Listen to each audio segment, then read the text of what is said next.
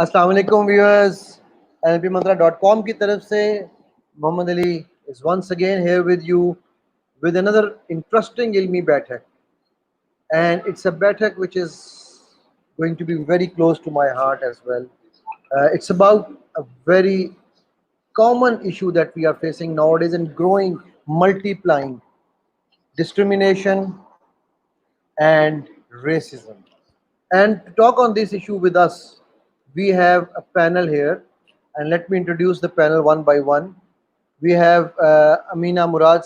You know them. You know her very well. She is from Karachi. Assalamu alaikum, Amina ji. How are you? Alhamdulillah. Wa alaikum assalam wa rahmatullahi wa barakatuh. Welcome.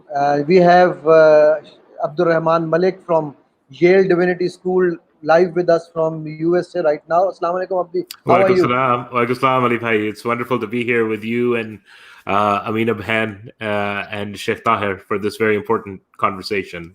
Yes, and we have Sheikh Tahir with us right now. I think Sheikh is having a little bit of an issue with his internet connection, so he'll probably be coming back live again. For beta isko band kar.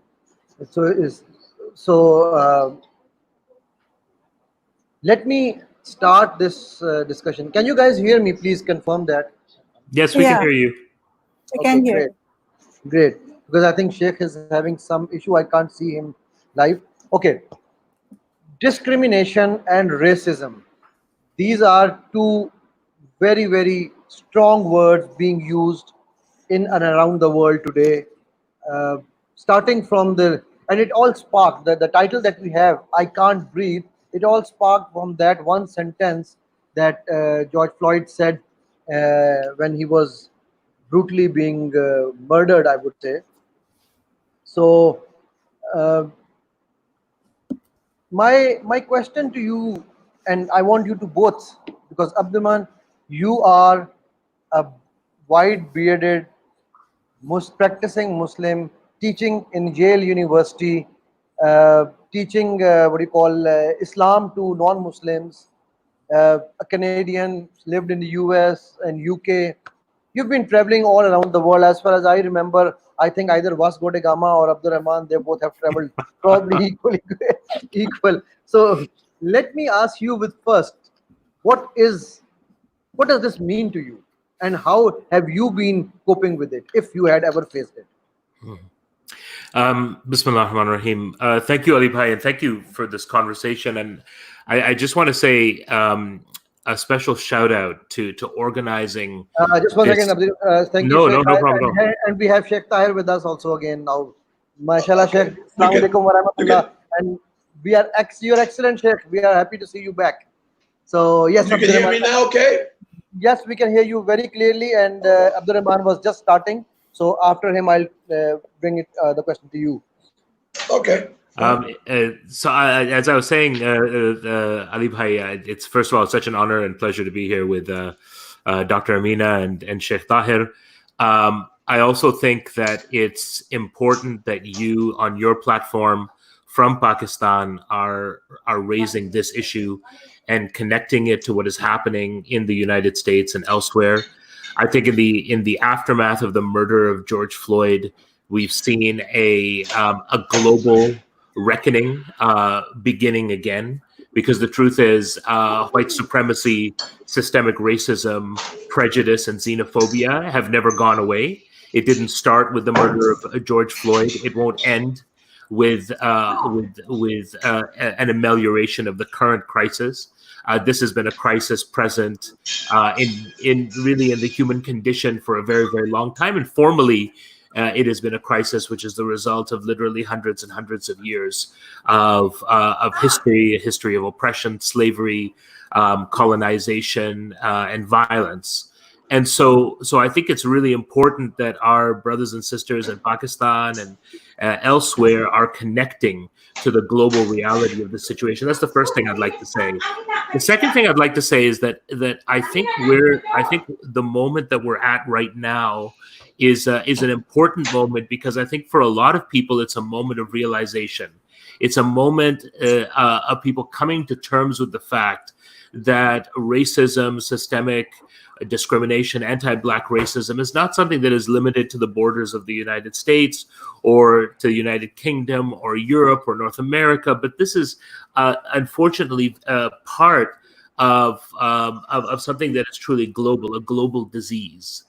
And so I think as Muslims, as a non-Black Muslim, as someone who's a person of color but brown, of Pakistani heritage, I think throughout my life, having been born in Canada, I think I have a certain experience of what discrimination looks like, or what xenophobia looks like, or what prejudice looks like, or what Islamophobia looks like. I mean, having lived through the reality of 9/11 in the West, having been a journalist and someone who's written and commented, and as an organizer and a programmer programmed around these issues for most of the last 25, 30 years, I think I have a sense of some of the issues that we face, particularly systemic Islamophobia and anti-Muslim sentiments, which have been, promulgated by media institutions and elsewhere, and have a certain power political dynamic to it. However, I want to reflect for just a minute, and then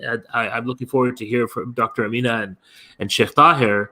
I want to say that I think there's something very profound in our tradition, in our faith tradition, our Islamic tradition, that reminds us that when it comes to issues of race, ethnicity, tribe, and color, when it comes to the issue of gender, and when it comes to the issues around economic justice, that these are matters that were addressed to us by the Prophet sallallahu alaihi wasallam himself. And why do I say that? I think it's instructive that when we look to the Prophet's last sermon, and we celebrate as Muslims the Prophet's last sermon. Many of our children learn the last sermon, whether in its original Arabic or in translation, off by heart. Our khatibs often speak about the Prophet's last sermon. It's something we're reminded of fairly often. If you look at the text of the Prophet's last sermon, I would put to you that the Prophet Muhammad, upon whom be peace, raises three very significant, I would say not problems, but problematics. The Prophet raises three significant challenges that he knows his ummah will face. He talks about that the Arab is not superior to the non-Arab, nor the non-Arab superior to the Arab. He says that the white is not superior to the black, and the black is not superior to the white. So the Prophet, upon whom be peace, raises the issue of racial, tribal, and ethnic prejudice in his last sermon. Let's put that there as the first problematic that the Prophet addresses. The second problematic that he addresses is, what did he say regarding women? He says, be careful in the way in which you approach and treat women. Let's place that as a second issue. And finally, if we look at the text of the sermon, he speaks about caretaking for the orphan and the economically marginalized, and those who are living in poverty or facing difficulty. What I would like to suggest to us is that if the issue of racism or prejudice or xenophobia had been solved in the earliest community, why would the Prophet mention it as something to be careful of? If the issue of gender justice had been solved in the prophetic community, why would the Prophet mention it? Sallallahu Alaihi Wasallam. And if the issue of economic marginalization and the caretaking of those who have been marginalized by economic systems which deny them, if that had been an issue that had been solved during the time of the Prophet, then why would the Prophet ﷺ mention it? My contention is that when it comes to issues of racism and xenophobia and prejudice, when it comes to the issues of gender justice, and when it comes to the issues of economic justice, what the Prophet, upon whom be peace, was telling us is that every generation of believers, every generation of humanity, and if we believe that the ummah of the Prophet ﷺ is all of humanity, that humanity in every generation will face these issues as fundamental, that these are fundamental issues that we will need to address as communities, as people, as individuals. What does that mean? That means that the toxin that the toxin and the disease of prejudice and xenophobia, the toxic disease of misogyny, sexism, and gender injustice, that the toxic disease of power and capital aimed against and marginalizing those who do not have, and in fact creating haves and have-nots, these are part of the diseases of the human condition.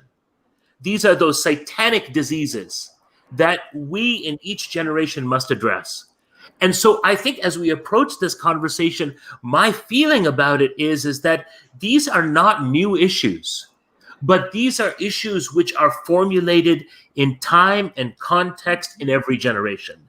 And that's why I think this conversation is important, but it's also important to recognize that these diseases are almost endemic within the human condition, and that each generation must commit itself to dealing with them, to combating them, to finding the sources of the illness, and to try to find cures, knowing that that is going to be difficult to do, that these will revisit us in some form, that the human being's proclivity to arrogance and ego and superiority and power and violence and domination, that all of these things are deeply embedded in our condition. And it is, in fact, those things that the Prophet and the faith came to give us the tools to combat.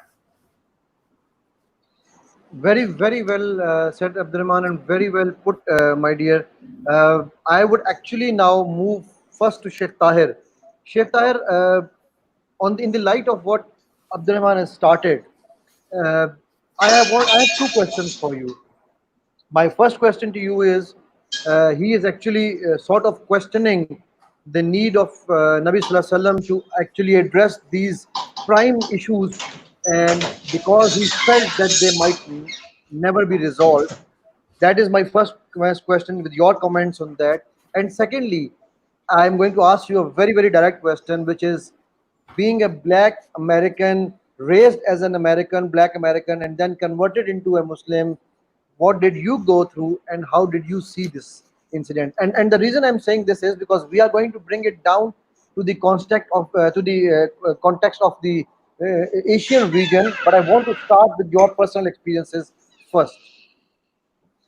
So second question first? Yes, please. You want me to answer the second question first? Yes, please.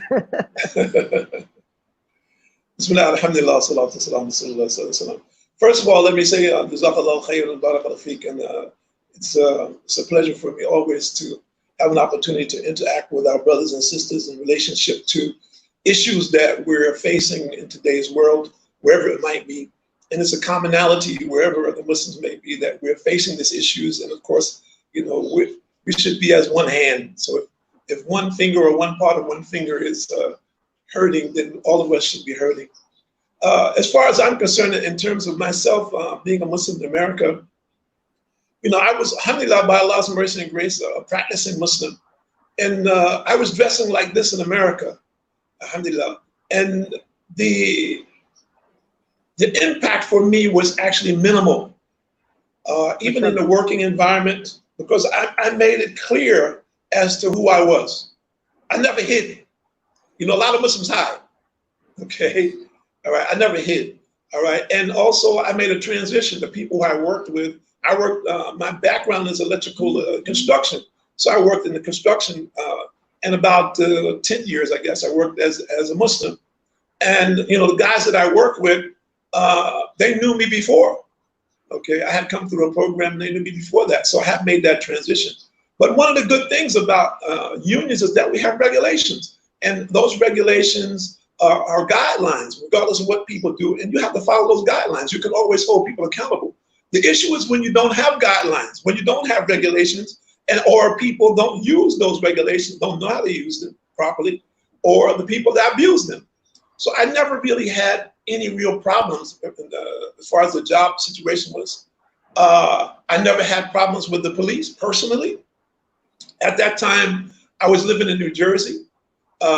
You know, I have been stopped by the police, but like anybody else. And we respond to them like anyone else. And also, oftentimes I had interaction with police. And of course, we had many brothers who wound up themselves being on the police department. So we worked in interaction with them. So I think a lot of it has to do where you are and what you're doing. My experience is very broad in America. Okay, I understand exactly what's happening now. I was one of the young people in the street in the 60s. Okay, my cousins and my family members were in the South in the 50s. Okay, marching. So it's not, my family is a Southern family. So I understand that dynamic also. Jim Crow and all the other kinds of these things. We've had some personal experience with that also. So we have some reality of what people are facing and the kinds of conditions and things that are happening. But as a Muslim, I tell you truthfully, I found it very interesting. I got respect from people I least expected, because when they saw me as a practicing Muslim, that I was not afraid to come out like this, not that I was being bold or saying anything special, they understood that you were serious. And I had many, many experiences with Jews, particularly, because the Jews actually know the truth. Okay, they know Islam is the truth. They're the ones who fought against Jesus. They're the ones who fought against Muhammad. So they know clearly what Islam is. They know about what Islam. In many instances I had with Jews, and they said, yeah, they treated me very kindly, okay, because they understood this. And even men that I knew before who were in secret organizations, because I know a lot of like Masons and Shriners like this, they came to me and they said things to me. I've been knowing these guys for years, okay, to let them know, okay, so you're now one of those people who has knowledge and some wisdom, okay, as an example. So it's a very interesting dynamic of your relationship and your interrelationship with people and how you do that and how you deal with that. And it also is distinct where you live. It is not the same in every place, in every city, in every state. It's not the same. Okay, America is a big country and it's very, very diverse. Okay, so in one city, it could be different from one side to the other, and in one state, very different, and from state to state or from section of America be distinctly different. But just my personal experience and even traveling, I've had some bad experiences, been minimal comparatively speaking. But at the same time, realities which people are talking about are real. Okay, this is not a theory. Okay, this is what is going on daily for some people. Every day they're facing this challenge. It's very interesting. I don't want to go on with it too much, but I give you a comparative analysis. Here in the UAE, I've had this discussion with many brothers from the States. In America, when you hear a police car behind you, immediately you feel you're going to be stopped. You hear the siren, so you start slowing down. You say, I got to stop me. And everybody, so many people here have said the same thing to me. He said, brother, I said, I got ready to pull my car over and stop the car. And then the police car just goes right on by me, that example. He says, knowingly in America, forget about it, man. Guaranteed, a high percentage of the time you're going to be stopped, as an example. So all of us have experienced that. But of course, it is also situations are different and distinct in how you deal with people when situations happen. And what we're seeing now is horrific. It's horrific. There's no excuse for it. And we hear all of the excuses and all the drama, but there's no excuse for this particular case that we're talking about, in many cases that have gone on for a very long time. The second thing which you asked me to talk about was, again? The comment that Abdul-Rehman made regarding the last sermon of Nabi Sallallahu Alaihi Wasallam, in which he raised these three issues. Sure. So how do you see that? Okay, this point about, I don't want to take up too much time. So in relation to the point that you mentioned, of course, this goes without saying. It's a very interesting comparative analysis. If we look at the beginning of creation and we look at the last message, the beginning of the creation, the first prejudice or discrimination starts there. The creation of Adam. When Allah created Adam, Allah told the angels to bow down to Adam. Satan was there. Satan's a jinn. What did he say? I am better than you. I am better than you. I was made from fire. You emerged from earth. I am better than you. So this is the very beginning of this attitude.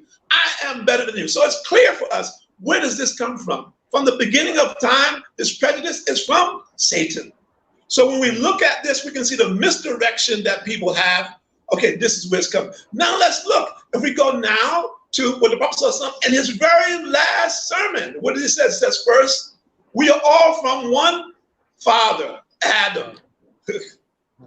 We are all from one, there is one Lord. We have been created by one Lord, Allah. And we all come from one Father. The best of you is those who have piety. In which he said, the Arab is not better than non-Arab, and vice versa. And the white is not better than the black. So we see the connection from the beginning of time to the last sermon of the Prophet. And of course, what does that give us? It gives us direction until what? Until the last day. To the last day. And for the Muslims, what does it mean? The Muslims themselves, we need to straighten up our backyard. We need to straighten up our house. We need to get our house in order.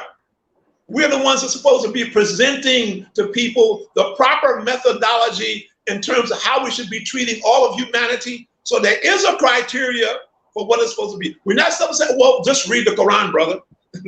Okay, an example. Just read the Quran. Everything is in the Quran. We say, where's the practical example? So responsibility is on our shoulders. Yes, thank you very much, Sheikh. This was exactly what I was actually looking for. And viewers, before I move forward for my next comment with Dr. Amina, I want to let you know that inshallah in 5 minutes we will be closing on Facebook, and we will be live only on YouTube. So all of you, here is the YouTube address. Please, you can switch on to the YouTube and you can see that there from here on. Now, moving on to Sister Amina, because since we have started with the experiences, so being a working woman, how, I'm not talking about here at the moment racism, because for women, it's not racism, it's discrimination, gender discrimination, as Brother Abdul-Rehman was mentioning. So how has your journey been for so many years as a working woman, you personally, and probably some other women you have come across who have felt being harassed or who have been discriminated? Why and what you think in our country, especially I'm talking about Pakistani culture here right now, what are the root causes for this thing? Bismillahirrahmanirrahim. Jazakumullah khair that you had this program, and I think it was long due that we all collect on a forum and discuss it at a global as well as a national level in a multicultural society in Pakistan as well as abroad. As far as my experiences are concerned, what I would say is that when I practically put my feet in the field in the 1990s, and it was that time that I started wearing hijab and tried to be a practicing Muslim. So I found a lot of discrimination in that, people were very suspicious wherever I went. Alhamdulillah, they acknowledged that, okay, you deserve this place, or you are that competent. You might be the principal of a madrasa, or, if you just don't put on that hijab, would it make any difference? It's the knowledge that counts. You don't have to wear hijab. And in an Islamic society, what I felt that the Muslims were questioning, and in other ways, they were also questioning their religion because they started comparing. Although as a Muslim, in a Muslim society, I personally never made it a point to, feel the other person or the other woman or men that I'm more religious than you are. But I think that mindset in our society, especially in the 90s, I think that it began to emerge as the wave of Islamization began, and people realized that we have to come back to the Islamic society. So as a working woman, it was acceptable. But to be religiously inclined and in proper hijab, I think that created a lot of discrimination I found. On the other hand, since I was also quite a frequent traveler, and I was in Saudi Arabia as well for about 16 years. So I found that as compared to America and UK, where I used to go, there was more discrimination for women in our society in terms of even hijab. So I wouldn't say that, as Sheikh and Brother Abdul-Rehman also said, that we have to fix our own houses. So basically, there when you show your confidence, for example, I often visit Minneapolis. Unfortunately, this incident happened there. It's a beautiful city and beautiful people there. And a lot of interactions made me realize that they were quite open at a personal level and never attacked me or my daughter. She's a doctor there. That why are you a Muslim, or why are you a hijabi, or why are you, brown? But here, I think in Islamic countries, we need to understand, and this is what the Holy Prophet ﷺ pointed, that every era would have the challenges. And from Zakarin wa Unsa, that we are all, discriminated as men and women in an Islamic society, in a global level. Allah subhanahu wa ta'ala has made these distinctions, as he said in Surah Hujurat as well, that inna ja'alnakum shu'uban wa qabaila lita'arafu inna akramakum indallahi atqakum. So basically, this gender discrimination, this color discrimination, language discrimination, societal discrimination, these are, I think, the beautifying factors, the recognition factors. And the challenge is to keep it at that level rather than making it that ana khair. So I think for women, it is more challenging in Pakistan to work and very often not find a lot of discrimination from the male side. It is, I feel it is equally from the female side as well. So we have to look into that factor from the feminine perspective. Excellent, Sister Amina. Jazakallah khair for your candid comments. And one thing that I have gathered, and I want your opinion on all of you can also say that, is that Sheikh Tahir, Abdul-Rehman, Sister Amina, we people we are talking here right now, the one common factor between the three of you was practicing, declaring yourselves that I am a practicing Muslim, here I am. And I have noticed as a Muslim, I have noticed when I was in the US and when, or even UK, whenever I have traveled, if I tell them it's my time to go for Salah, they would appreciate that. And I would feel that they would discriminate those people, or they would actually taunt and ridicule those people who would enter the club with them, and then they will very shyly say, oh, I might have to go for my Salah. Shh, don't tell anyone, it's Salah time, we'll go and pray afterwards. So I think this one common factor is accepting who we are as we are and having that pride in our faith. That is one common factor which I have noticed. Am I right? I would like your opinion, all three of you, please, one by one. Abdul-Rehman, maybe you can start with this one. I think it's something important to mention. Imam Tahir mentioned it about having confidence about who we are in terms of our faith and in terms of being open about that. And I think there's two things at work here. One is that I think that as we develop relationships with people around us, and we are sort of in developing those friendships and relationships, we're honest about who we are, what our faith is, and what our faith calls us to. I think I've had very similar experiences of not just acceptance, but of friends and others being very almost proud that they have that they have someone who is a believer and there's someone who is a Muslim, and they kind of lean on that as well. It becomes part of the diversity of their circle. So there's something to be said about that. I think that often, I think what we have to do is we have to parse out individual experiences that we have and systemic oppressions which exist. I think those in some ways are two very different things, because one can go their entire life and not experience discrimination, oppression, prejudice, xenophobia personally from someone, but still suffer from it because it's a systemic reality.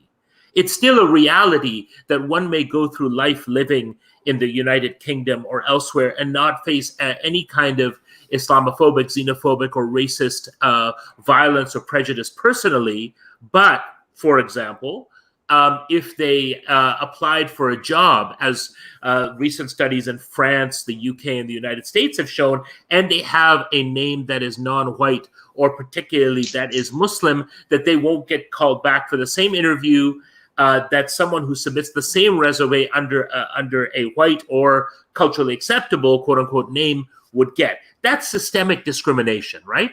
That's about the systems. And I think it is important to recognize our own personal confidence. I think, as Imam Tahir said, we, particularly as South Asian Muslims, don't really have a deep conception of what it means to be Black and Muslim in America.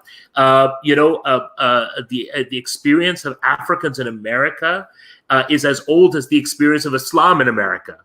We know that upwards of 20, maybe even 30% of those who were brought over in chains to the quote-unquote New World, places that we would call the Caribbean or the Americas now, were Muslim. We know that Muslim communities existed since the very advent of chattel enslavement. We know that the very history of Islam in our countries is tied to the African and Black experience. There is no American Islam without the experience of African or Black Islam. That's the reality. That's the truth. And so the truth is that I think often in our own South Asian, Arab, and other communities who engage with the West, we actually don't have a very strong knowledge about the fact of how deep the roots of Islam are in these lands that we now call home, and how deeply they are tied to Africa and the African Muslim experience. So to grow up, I believe, in African American communities in the United States means that there's a different experience of what Islam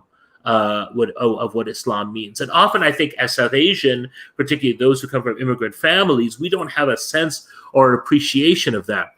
What I think we can say about what's happening in our own communities is that we have to confront, just like Dr. Amina has said, we have to confront the racism, the discrimination, the xenophobia that exists in our own homes, in our own communities. Why do we privilege fairness or whiteness over darkness or blackness? Right? Why would many of our parents or elders be offended if our sons and daughters married someone from an African background or background even outside our own Baradri or our own tribal group? Right?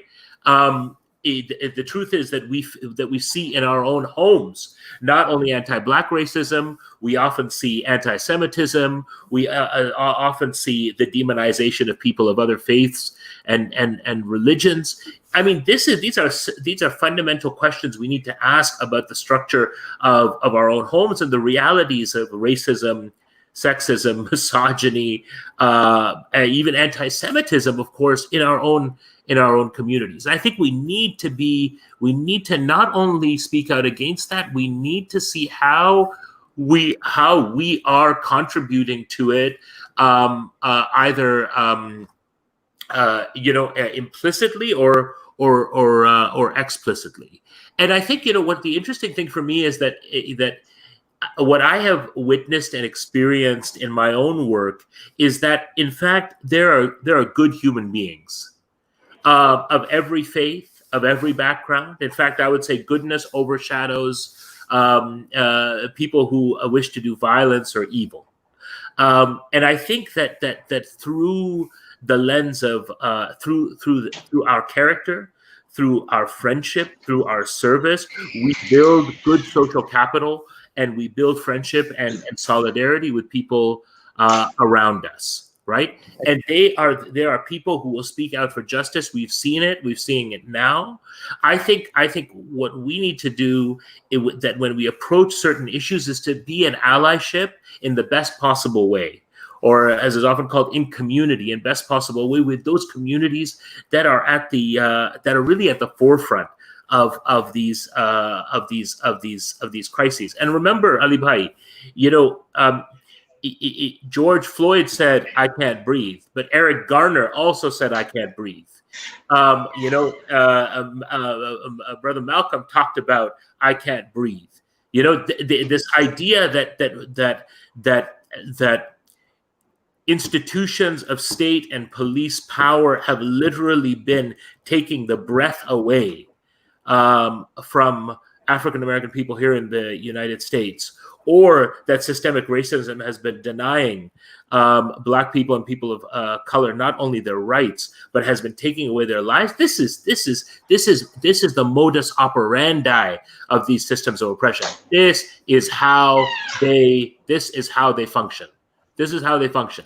And we need to recognize that as much as systemic racism exists in the societies around us, systemic racism exists within Muslim communities. That in many parts of our community, we are a racist ummah, and we need to deal with that racism. We are a misogynist ummah. We need to deal with that misogyny. We are an ummah which privileges capital over the amelioration of poverty. Dr. Tahir, Sheikh Tahir, you live in the United Arab Emirates. You see shameless capitalism around you all the time. You see wealth, extreme wealth around you all the time. And yet we live in a world where the division between have and have-nots is growing ever wider. I think we need to question those systems around us, and we also need to question the privilege that we have within those systems. Because if the change is going to start, it's going to start with a realization of how we fit into those and how we willingly or unwillingly, wittingly or unwittingly, are part of those systems of oppression. Absolutely right, Abdul-Rehman. And before I move to Sheikh, I would like to go through a little bit of these comments that have been coming. Our audience has really engaged, and there's Pelex, I don't know her name or his name, but I believe she's in her, because she says that she wanted to share her own experience as working doctor in Pakistan, wearing full hijab with face covering. She would face a lot of problems or resistance from her own place, from her own people in Pakistan, and in working in abroad. She has even when I was working abroad in hijab, I faced more problems from Asians more than English. Then we have Abira Tahir, we have Mubin. Mubin has given a nice verse of Sultan Bahu, that he says that if your heart is black or your face is black, of course black face is better than a black heart, because that will be a more problem creator. Then we have somebody from Indonesia, we have somebody from Scotland, and David J. Actually, he's echoing what you said, Abdul-Rehman. He's saying that Ummah has a systematic racism practice and must be addressed. This is another comment for you, Abdul-Rehman.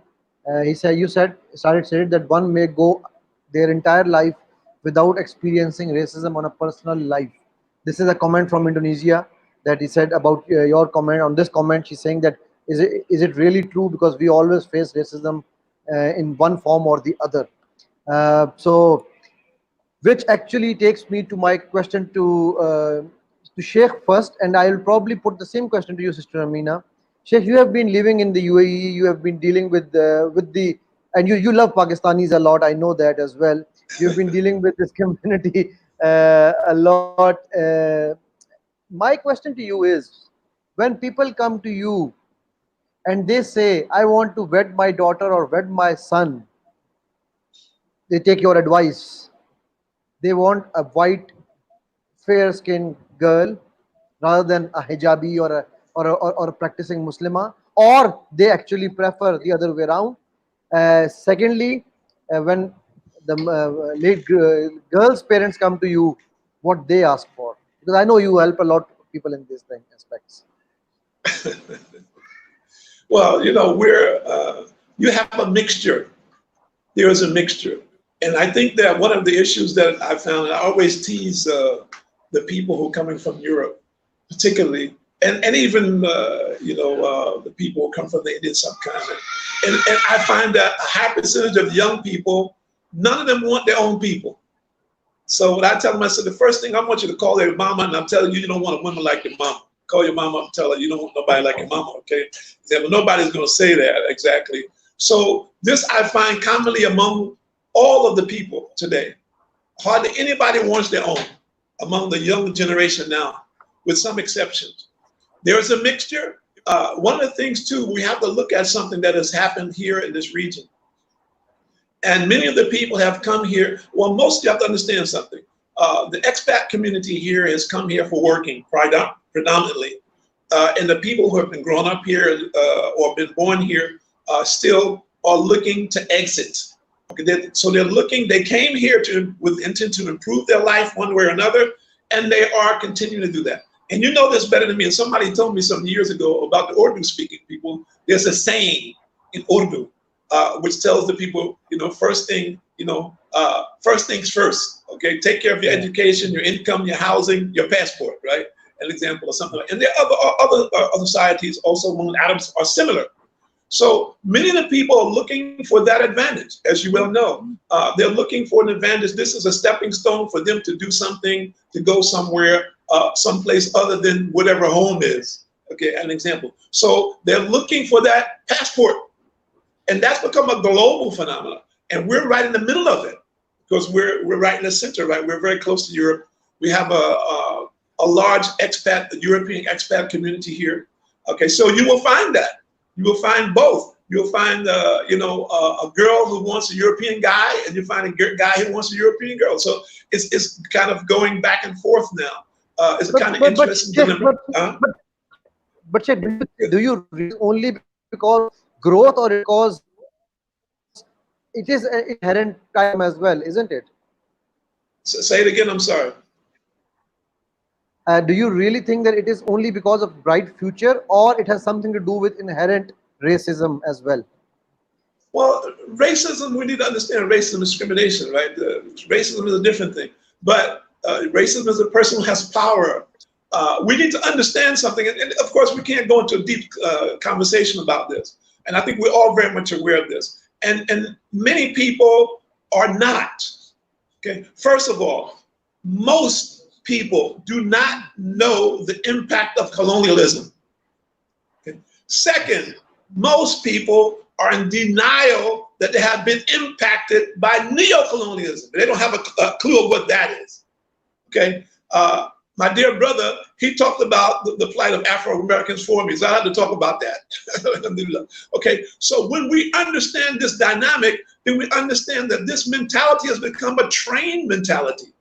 Okay, the people themselves don't realize that they bought that. For example, how in Pakistan I remember when I was in Pakistan in the 80s, okay, and I think this is when, and you can correct me if I'm wrong, when these little small schools opened up to teach English language. You started to see them all over the place, particularly in Karachi and Lahore. And I was like, what is this? I said, well, they're teaching English. So now what we're finding, even here among Arab children, that they speak, their first language is English. It's not Arabic. Their first language is Urdu, is English, not Urdu. And Urdu is a second language in Islam.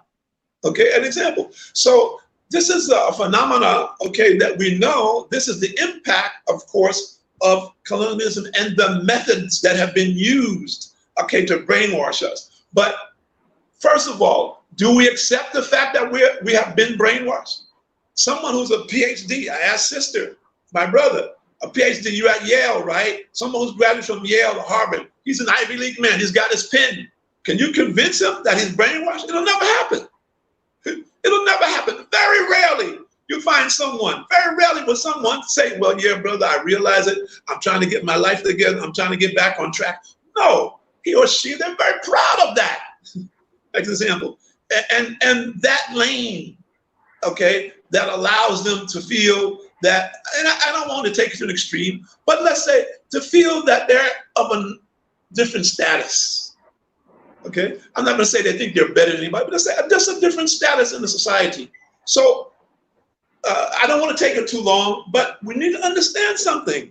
Islam is the solution. The problem is the Muslims are not practicing Islam. Okay, we're handing somebody a book. We say, here, read the Quran. Somebody says, okay, brother, and this happened to me. Okay, one of my friends, he accepted Islam. He was a practicing Muslim. He started talking to his brother. And he read some stories about the companions of the Prophet ﷺ to his brother. So his brother said, can you show me any Muslim like this? He said, all those people in the grave. He said, okay, when you show me one like this, I'll accept Islam. Alhamdulillah, later on, he accepted Islam. So, I'm not making excuses for anybody. I'm not putting a burden on anybody. We, the Muslims, it is time for us now, today, not tomorrow, today, to stand up for Islam properly. facing any consequences anywhere in the world today. And this, if we say we believe in Allah, we believe that Allah will change the circumstances, because we said what? Allah will not change the condition of a people until they change what is in their hearts. We know that. See, every Muslim knows this. Okay, Allah subhanahu wa ta'ala has given us this chance right now. The pandemic, this is a joke. This is a joke, brother. For us, really. We had plagues in the past. We know this. The Christians and Jews know this. This is long before Jesus Christ. They had plagues. Second thing, what you have in Pakistan now, locusts. Okay, the Christians and Jews know all about this, a punishment from Allah. They know it clearly. Who's calling it to them? It says, listen, pay attention. You know, this is in the books. This is historical. Pay attention. Pay attention. Turn to your Lord now before it's too late. All these other things are just a distraction from that. Don't be distracted. Don't get caught. Don't be trapped without the correct faith and belief. Subhanallah, brother, absolutely right. And this, I'll take the same question to Sister Amina, but before that, let me just read out a few comments. One comment from my mother, who's always a listener, that and which is linked to this part that we have been talking, that Arab girls from different backgrounds see and talk tauntingly at Asian Muslim women around. And this is what we have been discussing, that the issue of racism and discrimination and whatever you want to call it is not something which is new, is not something which was missed. It is something which is actually inside our ummah, because as Sheikh Tahir said, we are not practicing. We are calling ourselves Muslims, but we are not practicing. And I 100% agree. And that's what the second comment from Sadaf Nawab is. He's saying that coming out of racism, colonialism, Zaat, beauty, and so society norms would definitely broaden our horizons. Okay, Sister Amina, I will go to you for the last comment on this one, and then we will talk about the solutions, all of us, and then we'll discuss our opinion. As I mentioned, that the discrimination or with the women and stuff, you are a mother of daughters. I am not sure you have a son also. If, I'm not sure about that. Yes, I think. So as a mother, when you were looking out for wife for your son or grooms for your daughters, did beauty, so-called criteria of beauty, because fairness creams today are the highest selling product in the world. And it was before, from Africa to US, only the women used to use it, and now men also use, because I want to become white.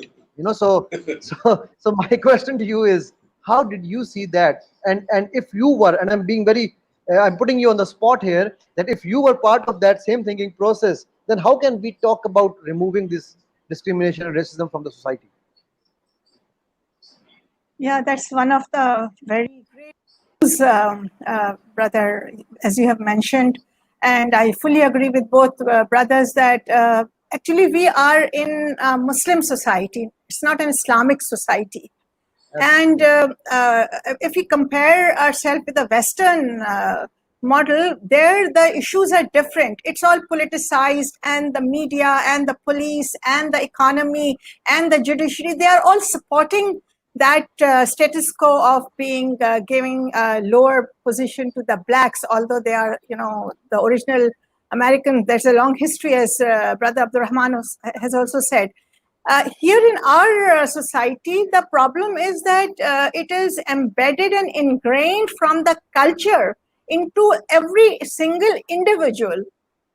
That is another question, that the politics at the political level, and because of colonialism and all that, we have been given this mindset that English is here than Urdu, and because of our feudal system, that the gender discrimination and the tribal discrimination. But the real issue, I feel, is that we have been conditioned so much at an individual level as well, that it seems very difficult. Now, as you mentioned that I have, alhamdulillah, 3 daughters, and we have 4 sisters as well, with alhamdulillah 1 brother. So at a personal level, I never found any discrimination within my family, nor I did. But what I have seen is that I'm a single mother. The first discrimination when my daughters were born, I found that everybody came and sympathized. especially with my third daughter, that I think Prince Harry or William was born on the same day. And I always mention this, that, some friends, they came and they said that, wish that Diana had a daughter and you got a son. So, these sort of comments coming from Muslim women against, Muslims. So where is feminism? Number one. Then at the time of marriage, from the Pakistani perspective, fortunately, my daughters and we are all fair. So we never had this problem. But it became so, for me, highlighted in a way that many people would ask me, women, to get their son's bride. And they would say that they should be fair. And the criterion for fairness is that, as we all know, that, rang gora karne wali cream, and, rato raat gori, and gori chitti, and saped and surkh, and we don't want kali bhajang, and we don't want sauli saloni. So this is so rampant in our society that to this day, it has increased not only in the color. Now the discrimination has reached to an alarming level that if somebody in Karachi, for example, if I'm here and people are asking me for any proposals, that a person, a family living in defense would not like to go to Nazimabad. So it's even an area discrimination.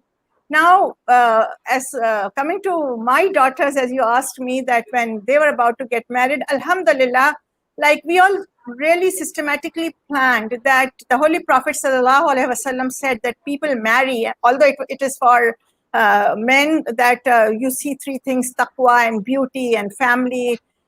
So you should see the taqwa. So what I try to do, that no matter they are from my community. So I'm the first one, I think, who broke these barriers of my daughters to different communities, and on the basis of that, their religiosity, their worldly education, their broad mental horizon, their non-discriminative attitude towards women, and all these such things. But I think it's very rare.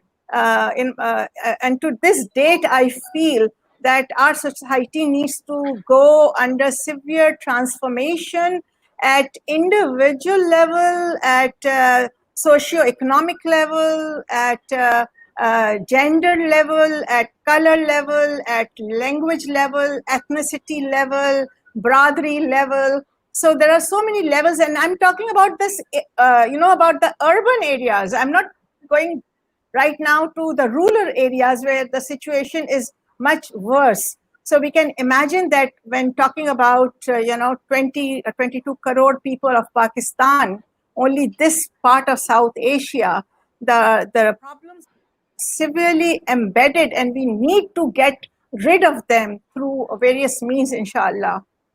Inshallah. May Allah help us all. Jazakallah khair, Sister Amina. Abdul-Rehman, I want to come to you now, because we can keep talking about it probably for another 10 hours, and this topic is never going to end. We all know, and this is again my question, which I'm going to ask all of you one by one. We all know what Islam says. We all know the best way is the Islamic way, where the same person who was being persecuted day in, day night, saying Ahadun Ahad, Ahadun Ahad, Ahadun Ahad, became the Muazzin-e-Rasul, the first Muazzin to give azan on the Kaaba, Bilal Habshi Raziyallahu Ta'ala Anhu, where there was no shame on Umar proposing anybody to get married, or Nabi Sallallahu Alaihi Wasallam proposing somebody to get married, where there was no shame in actually intermingling into tribes. So we all know that, but we are missing it. So question is, how and when can I breathe? Ali Bhai, I think your question is spot on, and I think the reality of what we've been talking about here, and I saw a comment from Sabiya Khala about discrimination, particularly within the Arab world, and we've seen in our lifetime, and we see it, Arab supremacy, has sometimes the same structures as white supremacy does, and this is deeply problematic in our own cultures, in our own societies. I think there's a number of ways to approach this. I think one is what is our personal responsibility. Imam Tahir quite rightfully pointed out the pernicious and very deep effects of colonization, neo-colonization. These processes can't be fully understood until we learn. It's time to get educated. It's time to get knowledge. It's time to understand our own histories. It's time to go deeply into our own past and understand, how did these systems develop? What was the impact on us as societies? And how have we internalized that prejudice, that racism, that sense of discrimination? I think as Muslim men, we have to question our own misogyny and the way in which we privilege masculinity. We have to question our own violent patriarchy. We have to question the violence that we see in our homes and the discrimination that we see in our homes. That's not easy. That also means connecting with teachers, organizations, institutions, and others, not only from who we can learn, but before we can have some humility to learn. And that we don't have the answers, and that we need. I think what's one thing that I've been seeing, particularly in these last few weeks, is this renewed interest amongst people who haven't faced anti-Black racism to have the humility to go to those who have been at the front lines, not to mine their knowledge, but to learn from them, to read. And I think there's an impressive collection of materials that is out there. One very important resource that I've found is the Black Islam syllabus set up by Professor Renee Wheeler. She's been collecting online an incredible repository of articles, books, and materials that will help someone who is not from a Black background and wants to engage with Islam through that, and understand what African American Islam and what African Islam, what the Black experience of Islam is like, that we can read. I think the second thing is that we as Muslims have to liberate ourselves from the Arab-centric, and for us in Pakistan and in South Asia, the South Asian-centric view of Islam. The wealthiest empire of the Muslim past was in Mali. Names like Mansa Musa or Mansa Abu Bakari II should be on the lips of our children. We should know that in West Africa, there was this institutions of knowledge, like the universities of Timbuktu. There was knowledge production that was taking place in Africa on its own terms. That in our own time, the greatest anti-colonial struggles were led by people like Ahmadu Bamba or Omar Mukhtar or Abdul Qadir al-Jazairi, all who came from Africa. That we have even in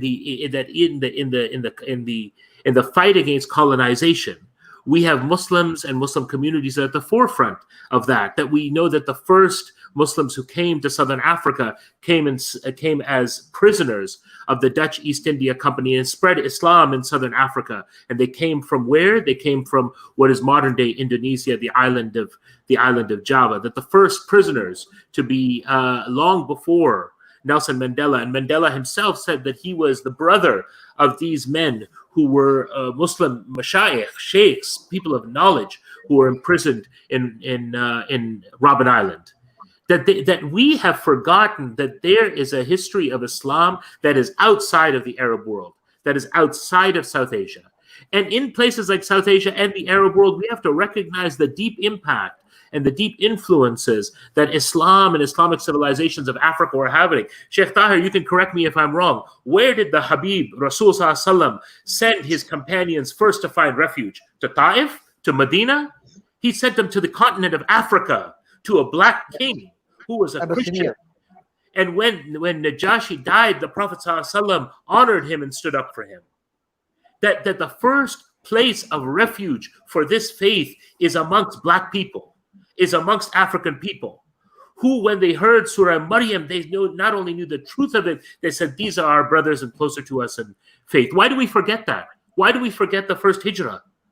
Why do we forget that it's not only Bilal, but the Prophet ﷺ's second mother, Lady Sauda? Well, that the wet nurse of the Prophet ﷺ is a black woman who he honored and loved throughout his days, who lived in his household. Sallallahu Alaihi Wasallam.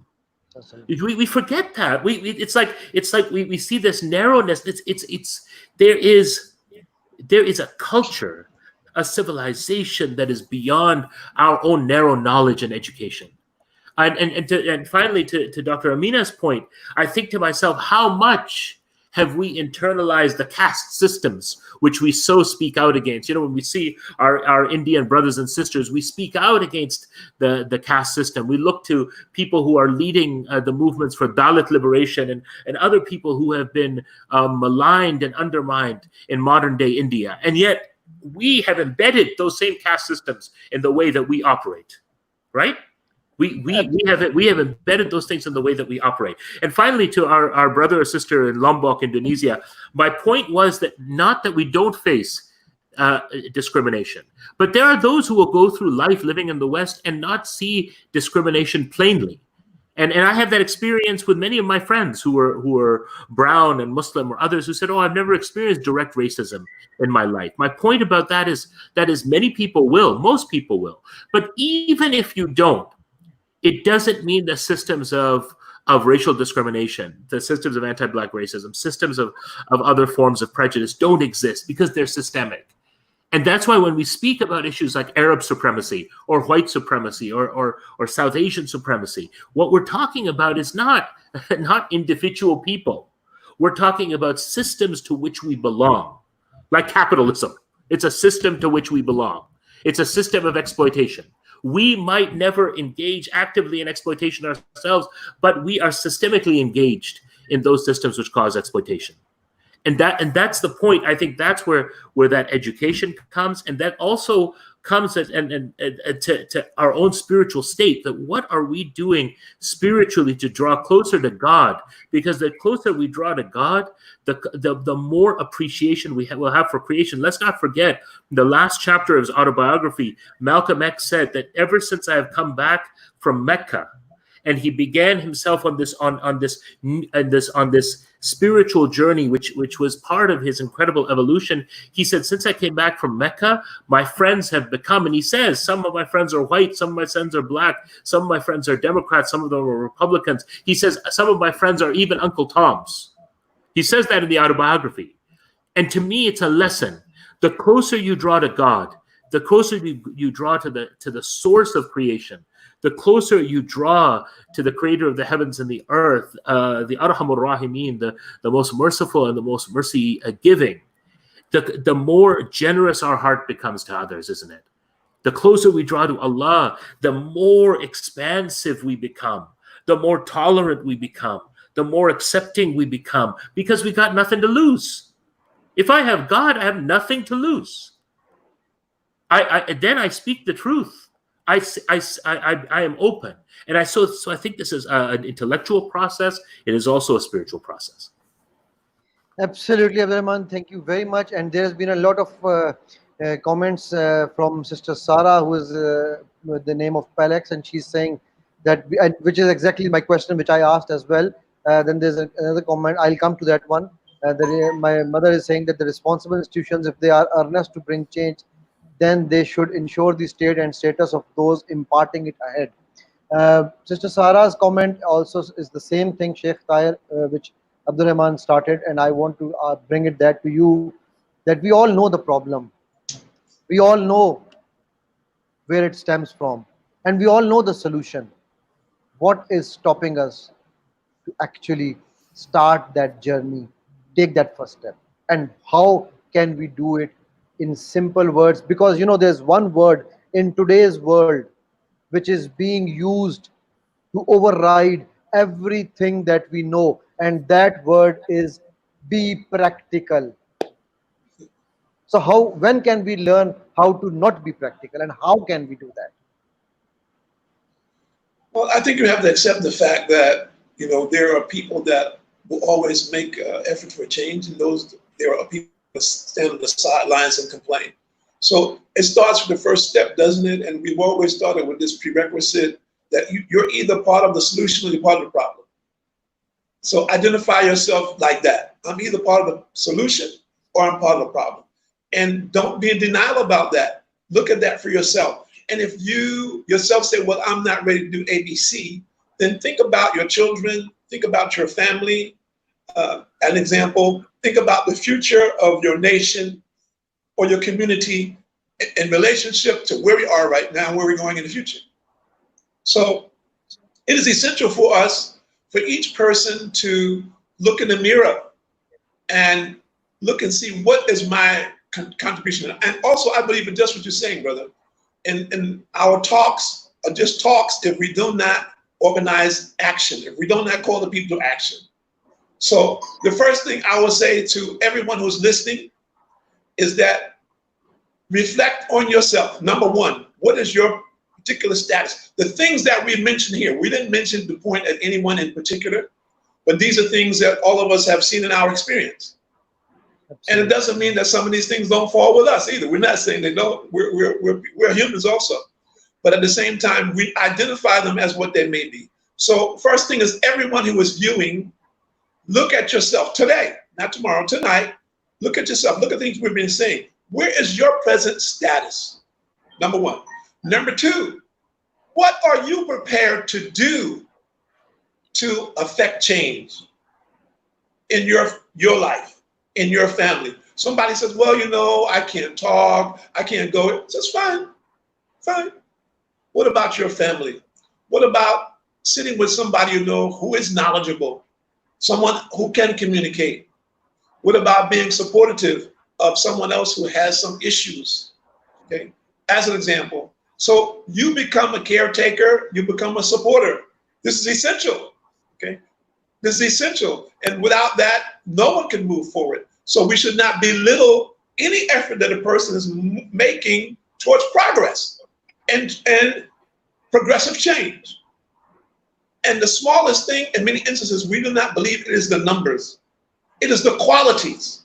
It is not the numbers of people. It is the qualities that Allah looks at. Allah looks at the heart of the people. He doesn't look at the numbers or the masses of the people. This is the error that people make. What are we calling the people to? Who is Allah going to respond to? Allah responds to the people who are most obedient to Him. So we have to call the people to obey Allah. And we ourselves have to be an example of that. We can't say, well, brother, yeah, you know, Islam is the right thing, brother. You have to read the Quran, brother, but don't follow me. We can't say that. We can't say that. We have to say, okay, well, I'm not very knowledgeable.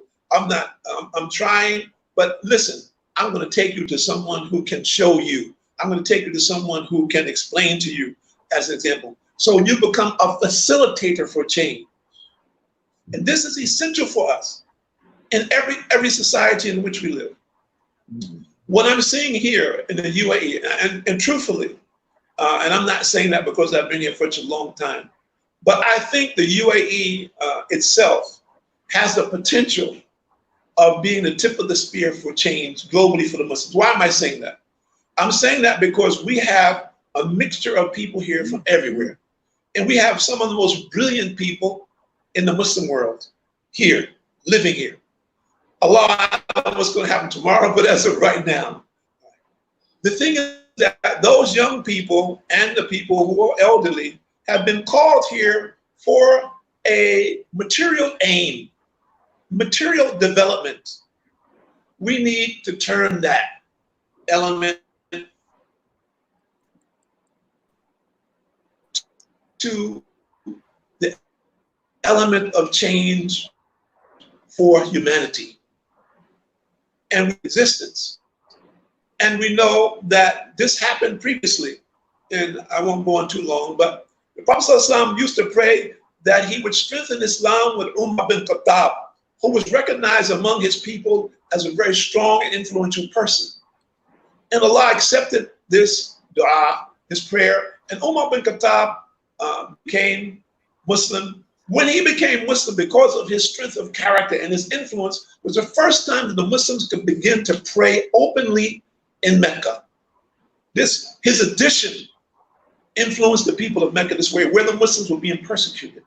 So similarly, we have to believe that we can change and we can be the proper example for people. Allah has sent the guidance until the day of judgment that we can change. But it starts with the first step. We must make the intention in each one of us. And I'll say this in conclusion, to leave the people out there something. If each person who's listening to this program says, okay, within, and I won't say, I'm going to get in touch with 10 people, and I'm going to call those 10 people. Let's start to make a change, a positive change in our lives, positive change in our families, positive change in our communities. Very well said, Sheikh. This is a comment which I wanted to bring up here. A comment from Awad. He said that Prophet ﷺ laid low for 13 years, working on the hearts of his companions. May Allah be pleased with them, connected them to their Creator.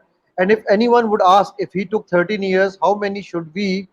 We say to them, 13 years of the chosen beloved creation of Allah, entrusted with the noble message to all mankind. Isn't the same like 13 years for us, where revolution was coming on? Jibreel alayhi salam was in constant touch with him as well. I will reserve my comments for this at the end. But Sister Amina, I would, as we are going towards some solutions, so I would like you to please comment on this Awad's comment, as well as a solution from what you think, because how can we all do it? I mean, it's easier said than done. Exactly. First of all, I think as the brother raised this question, that the minhaj of Rasulullah sallallahu alaihi wasallam is very important, that we must know that what was his methodology. So there comes education. Being an educationist, I feel that the solution, if we leave right now the politics and all the intricacies of our feudal systems, at an individual level, as the Sheikh said, that we need to mobilize the influential women and men of our society, no matter at which level they are. But each one of us, we have our own circle of influence. And it is our individual as well as collective responsibility. At the educational level, along with the community education, I think that our syllabi, they are completely deprived of rich material, the cultural heritage, and as Brother Abdul-Rehman also said that, the diversity that we have and how Islam came into South Asia. Unfortunately, our children, they don't know anything about all these things.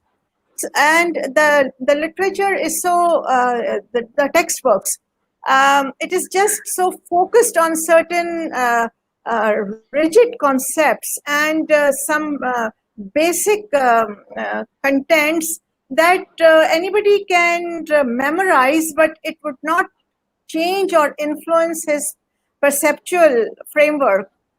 That's why there is no, we don't see any improvement in the personalities. Similarly, at the college level also, that we need to include seriously certain subjects. For example, Urdu. Now, as we can see, there is no Urdu at higher level if one goes into the professional field. It's just at the end of the inter or the graduation level if one chooses to take. Similarly, history has been wiped out. If you are taking science, you lose connection with your history. Similarly, our books and even our women's studies, we have a department at the Karachi University, and if you just go into the details, we see that they are mostly based on Western theories of feminism. So these sort of ideas that come from neoliberalism and liberalism, and then we had the modern era and the post-modern era. So collectively, we are all the victims of that.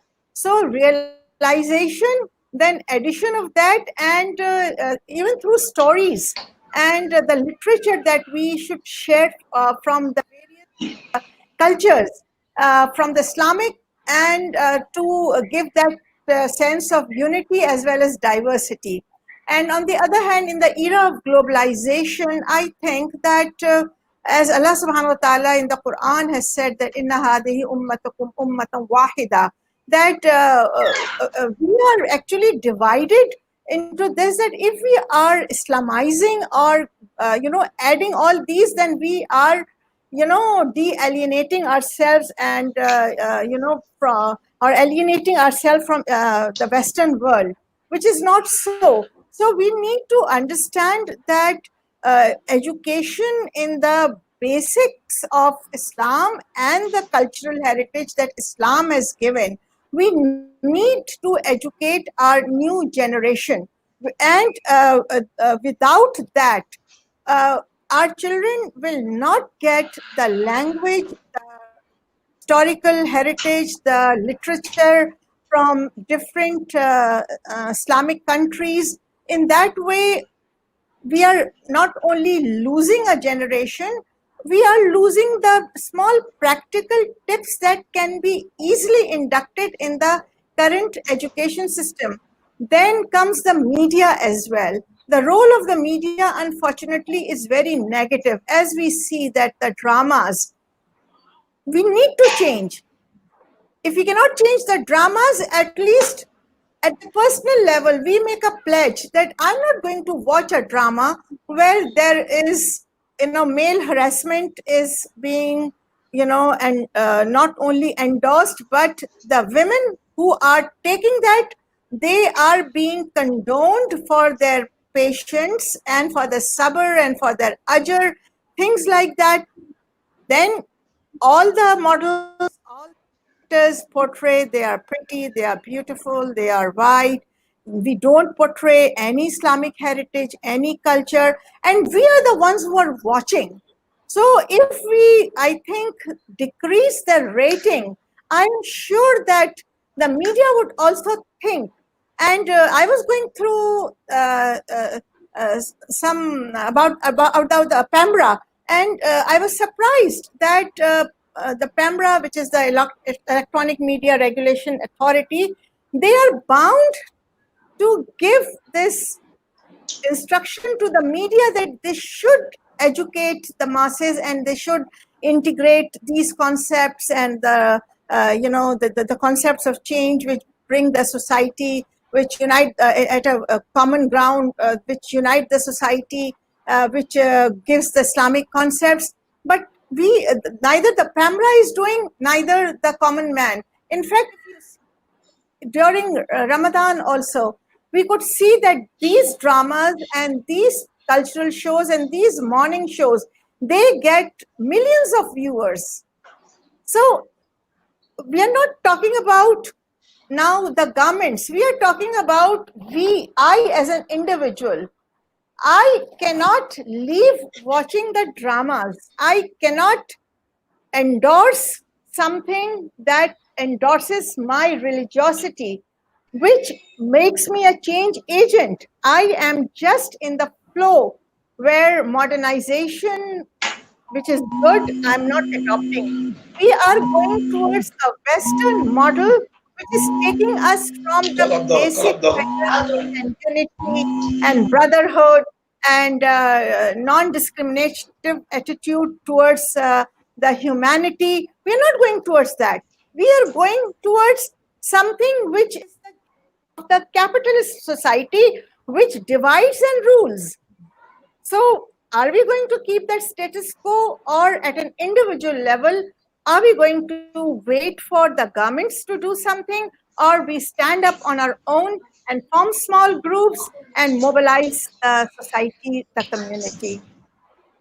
Jazakallah khair, Sister Amina, and this is exactly where, before I take the parting comments from each one of you, I would like to add a few things from my side. I do solemnly hereby pledge that I have been the change agent, especially when it came to the caste system.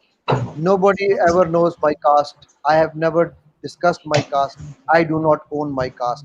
Not because I have a shame in my caste, but because I don't believe that when Allah says in Quran that He has divided us in Kabail, it is the caste system. In Kabail, my grandfather's name was Bashir. so my Kabila could be Banu Bashir. So I started this movement when I was in university, and Alhamdulillah, I've seen a lot of people who have followed suit. I second thing which I did was at my time of my marriage that I decided that there will be no dowry, and in fact my parents were gracious enough to accept that. So we said no to dowry. The girls' sides did not believe on all three brothers' marriage. They thought we are just joking. So but we stood fast to that. And then the third thing was we said we are not going to end up waiting to get married into our caste or somebody from our same sect. No, it should not be like that thing. So we were open. Okay, whatever happened, whoever we married at the end, that was probably written. So yes, so that was the thing which I started, and even today I own them and I follow them. The reason I'm mentioning this thing is, and a few things which I wanted to mention here, that uh, the reason I mentioned this thing is that we all talk about change, change, change. Let's do, let's be the change, because the only permanent thing in life in this world today is change. If you do not change, the change will still continue to change, and when they will give you the change, you will not be able to take the change because you decided not to change, and the change continued to change and you missed the change. So this is the reason why this tongue twister is very important for us to understand, that we all need to start the change from me. And Alhamdulillah, I can say that I've done that, and I'm sure each one of us was sitting here. Then I wanted to, before I move to my next comment, I want to just take a few comments here. That syllabi, which has been said by many people, syllabi and all these things. I do not stop to a syllabus.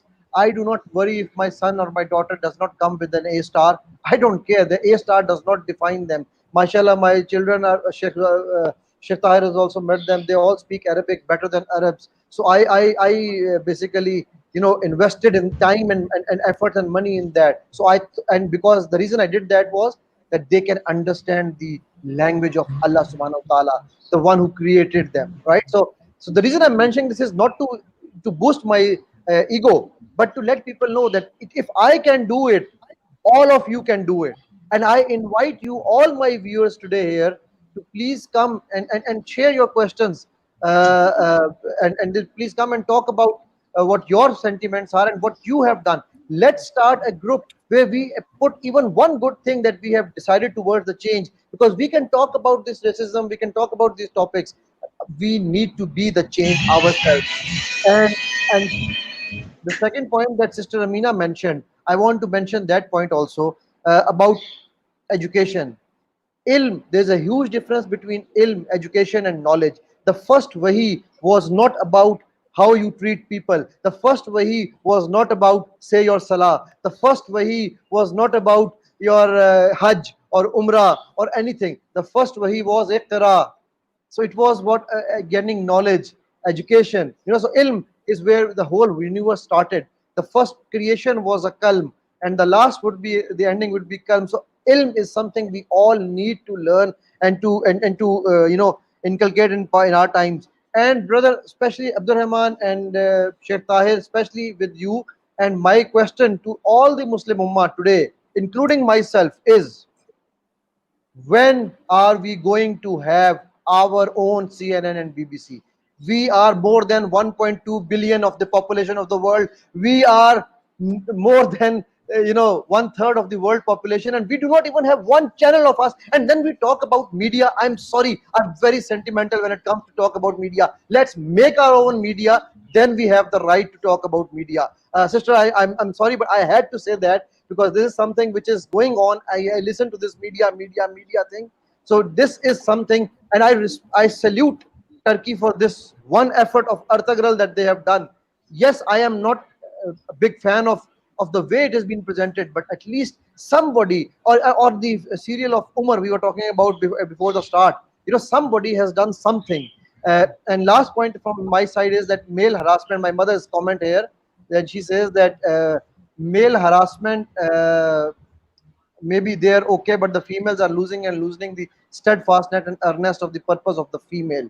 So and Sister Laila Dia has said this Inna Allah la yaghurru ma biqawmi hatta. Of course, we all know that one, that if we don't want to change, God is not going to change us, change our situation as well. So with this, a bit of a sentimental and an emotional comment from mine. Uh, I would like all of you to please, one by one, Abdul-Rehman, you last parting words, because 1 hour and 30 minutes. I know we can probably sit and watch a movie for 3 hours, but at times when we are doing this kind of sessions, I got a message from one of the sisters, and she said, I love your topics, and when I want to open them, I get scared because the video is 1.5 hour or 1 hour long. What is this? So my comment to her was that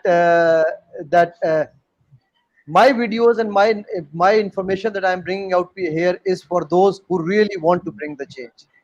So, Adarman, what would you like to say? Just in conclusion, I want to thank you, Bhai, for convening this conversation, and I think these are conversations that are vitally important, and they must continue. Look, we're in an important moment.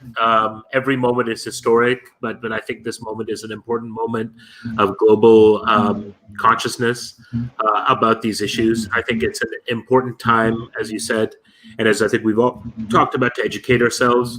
As Sheikh Tahir mentioned, it is a time for deep muraqabah, of taking ourselves to account and our communities to account, our families to account, our community institutions to account.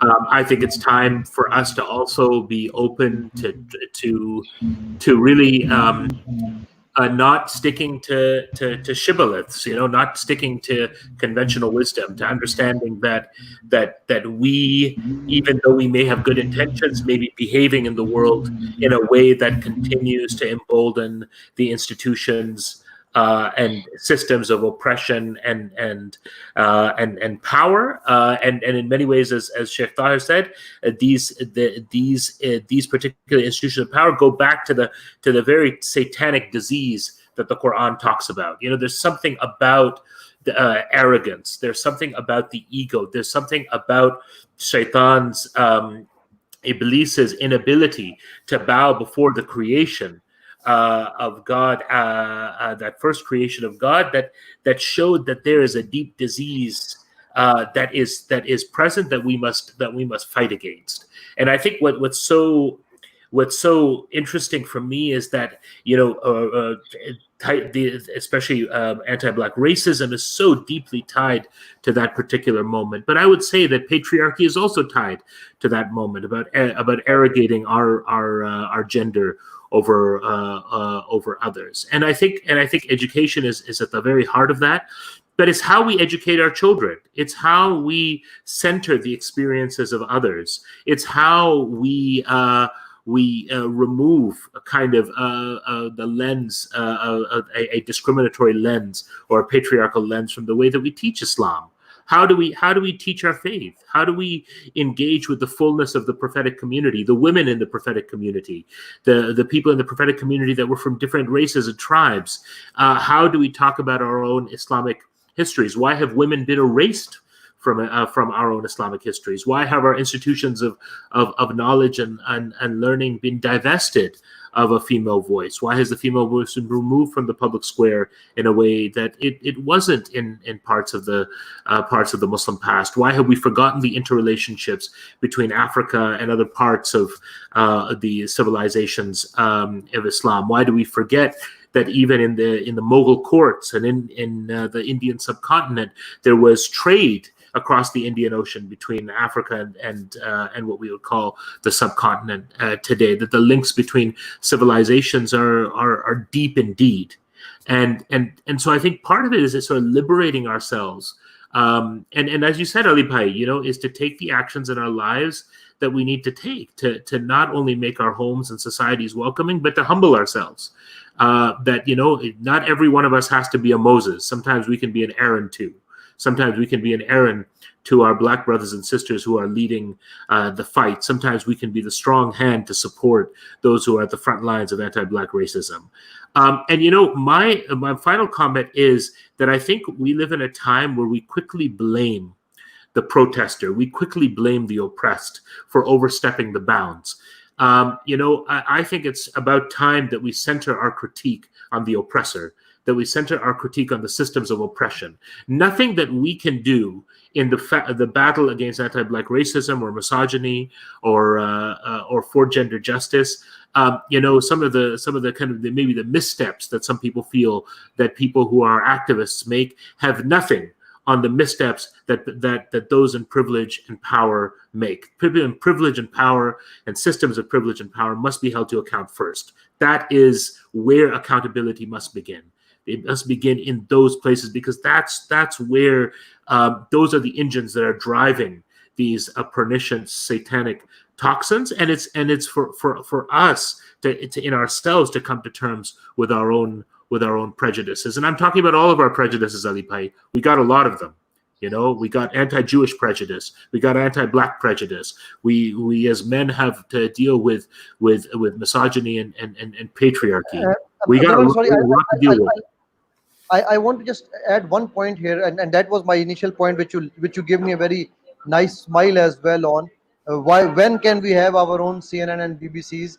You started Q, and I think your wife started Q News, which is no more existent anymore. So that is something which I would like you to please address. Yeah, Farina and I were both part of Q News. It was our beloved friend and late mentor and father and brother Fuad Nahdi who had the vision to start that magazine. And these are conversations we had a lot over the years. And I think in the digital age, what is happening is that we are finding a plethora of outlets and platforms to express ourselves on our own terms. Long may that continue. I think for us as individuals who are involved in digital spaces, who are, as you are involved, Bhai, in creating platforms, we got to continue to create these platforms, right? There's a lot of money, there's a lot of privilege, there's a lot of power at work. We've seen the possibilities of stations like Al Jazeera and others, and we see their limitations as well. I think the goal for us now is different. An influencer on Instagram or on Facebook can have more power than a CNN. Can have more power than even a Fox News. We know that. We know that a tweet can go viral and millions of people can listen to it. That the most popular videos on Facebook, which are usually music videos, have been watched by over 1 billion people. The truth is that we have now at least an opportunity to harness tools of amplifying messages, ideas that can have positive value in the world. I think and you are showing it through this platform, Ali Bhai, and may God bless you and this platform, is that by creating platforms in this and amplifying goodness and amplifying critical discussion and amplifying critical dialogue, we're doing our part. Let's amplify it further. Let 1,000 flowers bloom. The more there is out there, the better. The more people that are talking, the better. The more of us who are questioning one another, the better. The more we're challenging each other with adab and respect and love for each other's humanity, the better. I think the time we live in a strange time, Ali Bhai. We live in a strange time, and the tools of this time are different. And I think, inshallah, we need to harness the tools of this moment and also harness the energy of the young who are so eager. And if we can merge that energy of the young with a humility towards who are experienced and leaders and knowledge, inshallah, khair, the results aren't in our hand, but the work is the asbab, the means by which we do the work God has given us. Jazakallah khair, Abdul-Rehman. Sheikh Tahir, your last comments for the day. Not much to say after. I think he's pretty much said it all. He's covered A to Z. In Africa, he's actually even covered the both African and African diaspora. Alhamdulillah. So this in itself, I think, is an example of how important it is, our diversity, how powerful it is. And we've allowed Shaitan to make our diversity become confusion as opposed to being strength and to make us unified. So programs like this that connect with action programs are essential. We're now dealing with at least 3 or 4 continents. Okay, just between the 4 of us, without even talking about the people looking, right? Okay, I'm in the UAE. Abdul-Rehman is in the States. You're in Pakistan, right? Sisters in Pakistan too, right? Yes. So that's right. You look at that, right? That's 3 continents right there. just between us. That's not who we're talking about, the viewers, okay? So if we just look at that, what we're attempting to do just from, there's just 4 of us, okay? And as the brother was talking about this vehicle, the capability of this vehicle, if we come together with this focus in mind of expanding concepts which are needed for the Muslims and for all of humanity to move forward sincerely, then we believe what? That ultimately Allah subhanahu wa ta'ala's help will come. And that is what we need. But we have to be sincere. We have to be steadfast. We have to work hard. We have to be supportive of each other. I mean, we know the means and methodology of what gets the help of Allah. Because it's not about how smart you are. It doesn't mean we shouldn't be smart. It's not about how educated you are. It doesn't mean you should be educated. It's not about how much money you have or what vehicles you have. Because we know everything is with Allah. We have to obey Allah, stay steadfast, and be unified in our course, in our belief system, and committed to the betterment of humanity. And all of us know this. We all know this because all of us have experienced this. So it's up to us. You know? And I'm not talking about anybody outside. I'm talking about the 4 of us that are here today by the pleasure of Allah subhanahu wa ta'ala. And I don't believe in casting something out to somebody else. Okay. Let's talk about who's in the room. Okay. We're in the room right now. Whoever's outside, alhamdulillah. So the 4 of us are here. We've heard each other. We've discussed many points. So we have to ask ourselves, what are we going to do collectively to facilitate the things which we talked about? And I'm going to leave that with you, Muhammad Ali. I'm ready. Okay? I'm ready, inshallah. So I'm leaving it up to you to facilitate. Inshallah, brother, and I am ready to facilitate. And this is, before I ask Sister Amina, I would actually, first of all, from the core of my heart, want to really, really thank the audiences. The audience today has been amazing, spot on, actually guiding us as well, and bringing us back on this on the platform, on the topic again and again. And you have been, I would say, give yourself a big hand, because you have been a real energy for us to talk more about what we have been talking. Because a good audience is the one which is actually always making a good speaker or a good talk more interesting. Secondly, what Brother Tahir said, my request to you is, and I want to tell you, all of you, my channel is not monetized, so I'm not going to ask you this to actually think that I'm going to put some money in my pocket. But do share this message. Do share it as far as you can.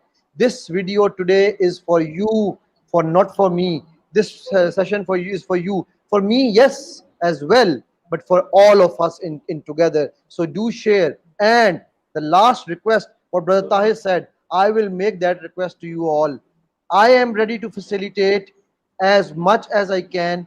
I want more participants and more participation, more points of views with actions. So like Sheikh Tahir, we can actually have a follow-up debate next month on the same topic, and I would like you to bring in one more person with you, and Abdul-Rehman, I would like you to bring in one more person with you with a different perspective, probably from the African continent, probably one of your sheikhs. I don't know. I mean, I'll leave it up to you. And now I will actually move to Sister Amina for her parting comments, and then I will say salam to everyone. Jazakallah. Indeed, it's, I think, a very informative session, and I really appreciate the audience, as you said, that they have been participating and listening and giving us energy.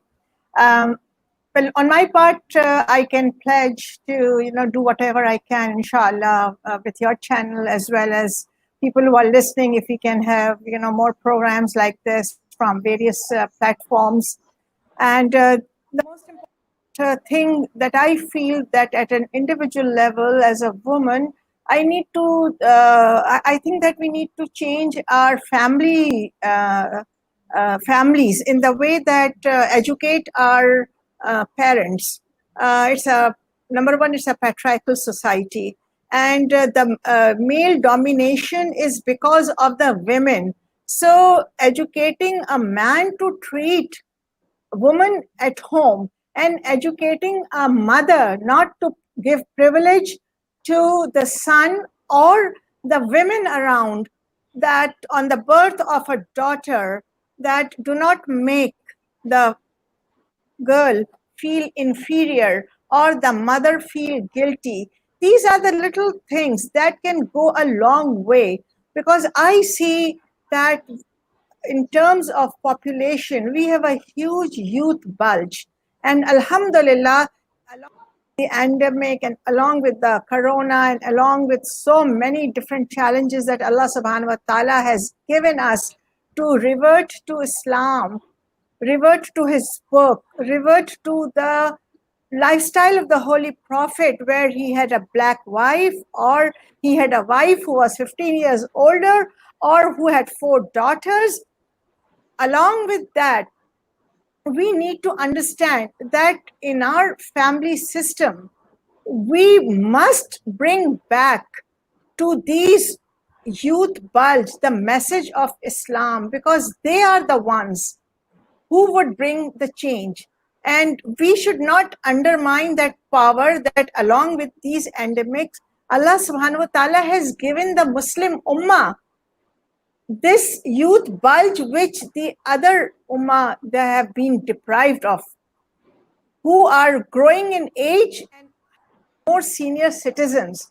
So it is our individual responsibility, it is our familial responsibility, it is our communal responsibility, that to begin at home, the mindset that when you bring a daughter-in-law, when you give birth to a daughter, when you are raising a daughter and a son, when you are talking about gender, or even when we are abusing, we are using the feminist language, where we are on one hand respecting motherhood as the foot to Jannah, at the gateway to Jannah, and on the other hand we curse, taking the names of our mothers and our sisters. So I think that more practical is that we begin to have confidence in Islam, that it is the only system on earth which bring back to the fitrah, to the goodness, to the original goodness versus the original sin. And that begins with the greatest and the most important institution that Allah subhanahu wa ta'ala created from the birth of Adam and Hawa alayhim salam, the family system. So if we can do something to this family system, inshallah, that there is every hope that our ummah will be the torchbearer of this great religion, Islam, which is practical, which is doable, and which is the only solution in terms of black and white, in terms of gender, in terms of economic discrimination, in terms of socio-economic discrimination, in various discriminations. And inshallah, we have the capacity to use these discrimination as the most beautiful of differentiation and the diversity that Allah subhanahu wa ta'ala kept in the humanity, because He is the only one and His beauty can be seen in this human diversity. Jazakumullah khair. Yakumullah, sister. Jazakallah khair once again. And viewers, before I thank everyone, I just want to say one reply to Sister Sarah's message. Sister Sarah, as Sheikh Tahir already explained this, it is not an irony that we are discussing the basic issue of racism after 1400 years. This is an issue which started with the birth of Adam, when, as he mentioned, when Iblis refused to basically bow down. So this is an issue which will keep coming back to us, and we will be discussing it again and again, and it's like a reminder to us. And viewers, with all your thanks and stuff, I would like to mention here that tomorrow at 5 p.m. I am having another amazing bathak with Sheikh Wael of Aware Foundation, through which we are talking about the pornography addiction. We had the last bathak with him on pornography addiction, And tomorrow we are going to talk about the 10 steps of recovery from pornography. And this will be the second in the series. And inshallah, I would love similar or even better, attendance for that one also, because that is something which is eating our ummah as a plague. It is really hurting the basic institution of marriage. I am witnessing when I do cases for these. I am witnessing it, so it will be inshallah. As you know that I am one of the few pornography addiction therapists around. So I come across people who and I when I see them, suffering, sisters and brothers, you have no idea how painful it is. So this one, yeah, that's it. I would, as I mentioned, please feel free to comment on this video later on if you want, or share your address or something, or email or WhatsApp me. I am going to put my WhatsApp number here. You can WhatsApp me on this number, and I would love to address your questions, and I would love to actually bring you on, because you are all very knowledgeable audience. And with this, I would like to thank Allah subhanahu wa ta'ala for giving us the opportunity to be here together tonight, and Allah subhanahu wa ta'ala to be our witness that we have done whatever we could best in our capacity. And I would like that we all request and we all pray to Allah subhanahu wa ta'ala that in the day of judgment, Nabi Pak Sallallahu Alaihi Wasallam, we all together can be witness to this event that he gives us directly from Hawz Kausar to drink together. Being you, I want you to be my witness, and I want me to be your witness, so we all can take, if this something which Allah subhanahu wa ta'ala will accept. We never know what is there, but he will accept from our deeds. So I pray that any of the things that we have been doing, any of the words that we have been said, if the words were beneficial, they were from us. No, they were from Allah. If the words were anything that has hurt anyone, if the words that were being harmful, they were from me. I take all responsibility and from us, and we seek Allah's refuge, and we ask your forgiveness if something has said which has actually hurt you. So with this last words, I would like to say thank you to Sister Amina, because she has been one of the most instrumental people behind this. I was planning to do this thing, but I was just not moving. And she said to me, "Let's do one on this topic." And here we are. Thank you very much, Sister Amina. Thank you, Abdul-Rehman. As always, you have always been there. And thank you very much, Sheikh Tahir. Your love for Pakistan is really something which I admire, and we all do that. May Allah subhanahu wa ta'ala bless us all. Assalamu alaikum wa rahmatullahi wa barakatuh. Walaikum salam. Thank you very much. Assalam wa rahmatullah. Thank you very much. Jazakallah khair. Take care. Stay safe. Jazakallah khair.